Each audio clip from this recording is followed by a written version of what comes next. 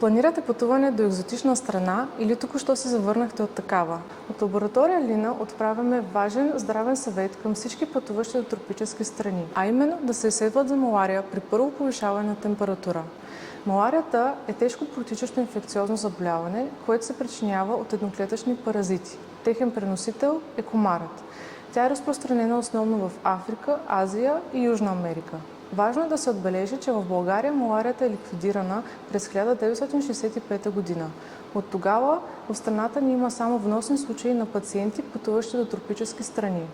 Заболяването е животозастрашаващо и затова са необходими бързи и прецизни мерки. Протича основно с висока температура до 40 градуса и втрисане. Диагностиката ѝ е трудна и специфична. Необходимо е да се направят дебела кръвна капка и натривка и да се извършат от лекар-паразитолог. Като златен стандарт остава микроскопското изследване. В Лина разполагаме със специализирана паразитологична лаборатория, в която изследванията се извършват от екип, на който можете да се доверите, защото вашето здраве е наша мисия.